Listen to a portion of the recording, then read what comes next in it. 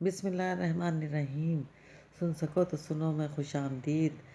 ایک نئی کہانی کے ساتھ آپ کی خدمت میں حاضر ہیں۔ کہانی کا عنوان ہے رستم۔ امید ہے آپ کو پسند آئے گی۔ پسند آئے تو کامنٹ باکس میں ہمیں ضرور بتائیے گا۔ ہمارے چینل کو سبسکرائب کیجیے گا اور بیل آئیکن کو پریس کرنا مت بھولیے گا۔ شکریہ۔ دنیا کا عظیم ترین شہزور رستم 600 قبل مسیح میں ملک سستان کے حاکم زال بن سام کے ہاں پیدا ہوا۔ والدہ کا نام رودابہ تھا۔ رستم چونکہ بچپن ہی سے ایک شہزور قدآور اور من چلا لڑکا تھا، اس لیے بہت چھوٹی عمر میں فنون جنگ وغیرہ کی تعلیم دی گئی۔ رستم کی طرح اس کا گھوڑا بھی بہادری اور شہزوری میں اپنی مثال آپ تھا۔ فارسی میں سرخ و سفید ملے ہوئے رنگ کو رخش کہتے ہیں، چونکہ رستم کے گھوڑے کا یہی رنگ تھا، اس لیے رستم نے اس کا نام رخش رکھا۔ یہ قباد کئی سال تک نہایت امن سے حکومت کرنے کے بعد فوت ہو گیا، اور اس کے بعد اس کا بیٹا ایران کا مشہور بادشاہ کیکاؤس تخت نشین ہوا۔ تو رستم کے جوہر کھل کر سامنے آئے۔ یہ دور ترکوں اور ایرانیوں کے مابین خونی جنگوں کا دور کہلاتا ہے۔ ترکستان پر افراسیاب کی حکومت تھی۔ ان جنگوں میں ایران رستم کی وجہ سے فتح یاب رہا۔ کابل کے حاکم نے دھوکے سے رستم کو قتل کیا۔ رستم کے بیٹے فرامرز نے باپ کی لاش کو سستان پہنچا کر دفن کیا، اور پھر واپس جا کر حاکم کابل سے جنگ کی اور شکست دے کر ممائز کے تمام خاندان تہ تیخ کر کے باپ کا بدلہ لیا۔ رستم بچپن سے لے کر بڑھاپے تک بڑے بڑے بہادروں سے مقابلہ کرتا رہا اور کبھی زیر نہیں ہوا۔ وہ جیسا بہادر تھا ویسا ہی فیاض اور رحم دل تھا، اور عہد و پیمان کا بڑا پابند تھا۔ گھوڑے پر بیٹھا شکاری نوجوان مردانہ وجاہت کا شاہکار معلوم ہوتا تھا۔ ہر طرف اس کی بہادری کے چرچے تھے۔ اس کا نام سن کر دشمن کانپ اٹھتے تھے۔ شاید یہی وجہ تھی کہ وہ ذرا بے پرواہ ہو کر شکار کھیلتے کھیلتے دشمن کے علاقے میں جا پہنچا تھا۔ اس نے ہرن کا شکار کیا اور پیٹ بھر کر گوشت کھانے کے بعد ایک درخت کے سائے تلے گہری نیند سو گیا۔ اس کا گھوڑا ادھر ادھر گھاس چرنے لگا۔ اپنے مالک کی طرح وہ گھوڑا بھی سارے علاقے میں مشہور تھا۔ شکاری نوجوان سو کر اٹھا تو اس کا گھوڑا غائب تھا۔ وہ بڑا حیران ہوا، اس لیے کہ گھوڑا اس قدر خونخوار تھا کہ سوائے شکاری کے کوئی درندہ بھی اس کے قریب آنے کی جرات نہیں کر سکتا تھا۔ وہ اپنے گھوڑے کی تلاش میں قریبی شہر پہنچا۔ سارے شہر میں شور مچ گیا۔ ایرانی فوج کا سپہ سالار آ گیا۔ رستم آ گیا اور وہ بڑے غصے میں ہے۔ شہر کے حاکم کو خبر ہوئی تو خود شکاری کے استقبال کو دوڑا اور بڑے احترام سے اسے اپنے محل میں لے آیا۔ حاکم جانتا تھا کہ اگر مہمان ناراض ہو گیا تو سارا شہر مصیبت میں گرفتار ہو جائے گا۔ دوسرے روز حاکم کو خبر ہو گئی کہ رستم کا گھوڑا اس کے اپنے استبل میں ہے۔ حاکم بڑا پریشان ہوا۔ یہ شرارت اس کی اپنی لاڈلی بیٹی تہمینہ کی تھی۔ اس حرکت سے دو ملکوں کے درمیان جنگ بھی چھڑ سکتی تھی۔ خرابی دور کرنے کے لیے حاکم شہر نے اپنی بیٹی کی شادی ایرانی سپہ سالار رستم سے کر دی۔ چند روز اس شہر میں قیام کرنے کے بعد رستم اپنے ملک میں واپس آ گیا۔ پھر اسے ایک خطرناک مہم پر جانا پڑا۔ سفر پر جانے سے پہلے رستم نے اپنا خاندانی تعویذ اپنی بیوی کو اس ہدایت کے ساتھ بھیجا کہ اگر اس کے ہاں بیٹا پیدا ہو تو تعویذ اس کے گلے میں ڈال دیا جائے۔ سفر اتنا لمبا تھا کہ کئی برس بیت گئے۔ تہمینہ کے ہاں ایک خوبصورت بچہ پیدا ہوا۔ رستم کو پیغام بھیج دیا گیا کہ بیٹی پیدا ہوئی تھی۔ تہمینہ کو یقین تھا کہ رستم کو اگر بیٹے کی خوشخبری سنائی تو اس کی اپنی گود ویران ہو جائے گی۔ ماں نے بیٹے کا نام سہراب رکھا۔ سہراب جب 10 برس کا ہوا تو اس نے اپنی ماں سے سوال کیا، امی میرا باپ کون ہے اور کہاں ہے؟ ماں نے جواب دیا، بیٹا تمہارا باپ اس وقت دنیا کا بہادر ترین شخص رستم ہے، اور وہ ایرانی فوج کا سپہ سالار ہے۔ سہراب کا سر فخر سے بلند ہو گیا۔ خدا کی شان کہ بیٹا باپ سے بھی 2 ہاتھ آگے نکل گیا۔ پورے ملک میں اس کا کوئی مقابلہ نہیں کر سکتا تھا۔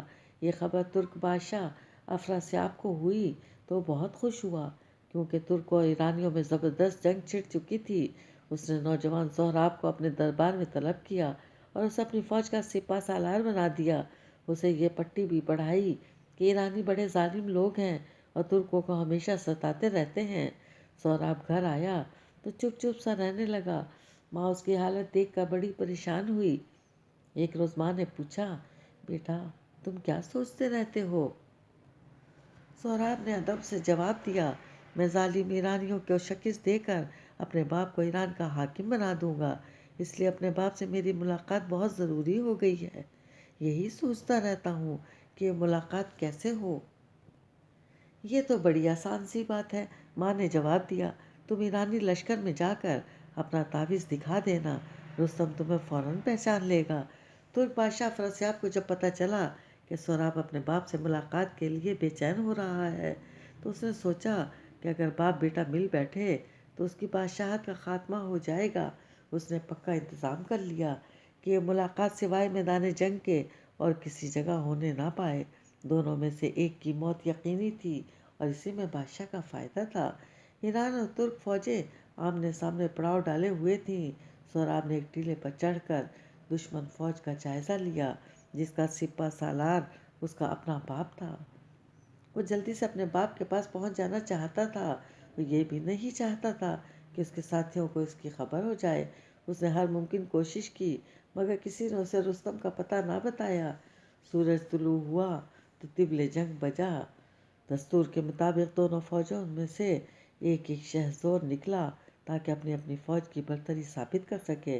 اس مقابلے کے بعد عام جنگ کا آغاز ہونا تھا۔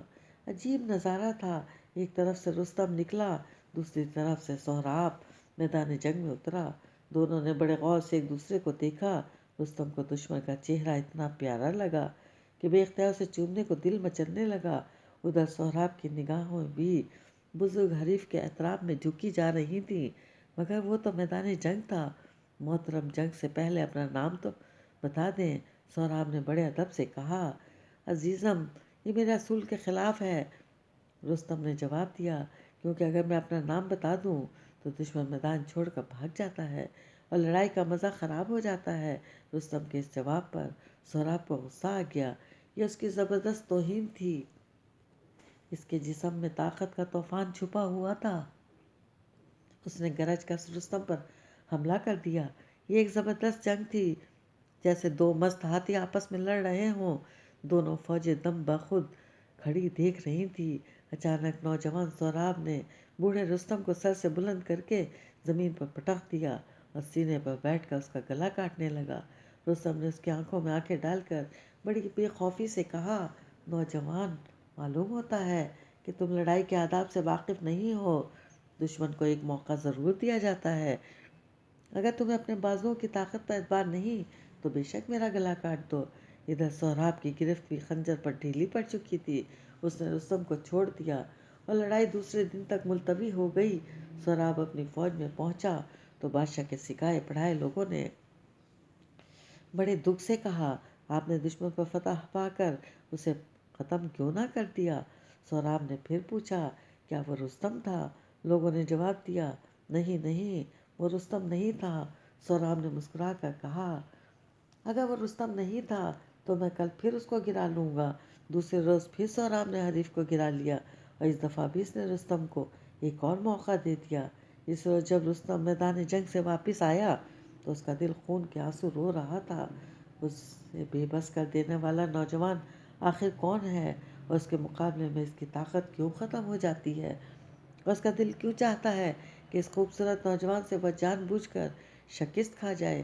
رات کو رستم سجدے میں گر گیا اور خالق کائنات سے گڑ گڑا کر دعائیں مانگنے لگا، اے سارے جہان کے مالک، مجھے اس عمر میں رسوائی سے بچا لے۔ تیسرے روز وہ میدان میں اترا تو پہلے حملے ہی میں اس نے حریف کو گرا لیا اور سہراب کے سینے میں خنجر گھونپ دیا۔ سہراب نے حیران ہو کر بزرگ دشمن کو دیکھا اور کہا، میں نے آپ کو 2 موقع دیے، آپ نے مجھے ایک موقع بھی عطا نہیں کیا۔ اگر میں آج بھی آپ پر فتح حاصل کر لیتا تو شاید آپ کو قتل نہ کر سکتا۔ اس نے لرزتی آواز میں کہا۔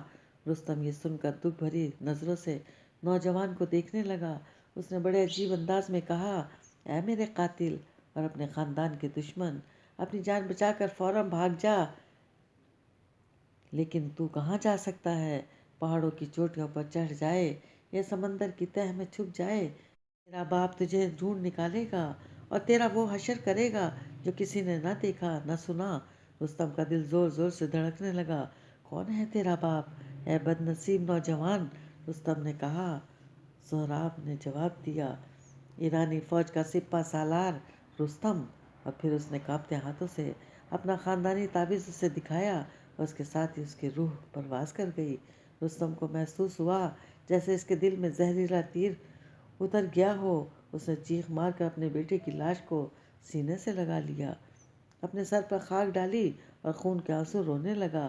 اس نے ایران اور توران کے حکمرانوں کو تباہ و برباد کر ڈالا، کیونکہ انہی کی وجہ سے جنگ شروع ہوئی تھی۔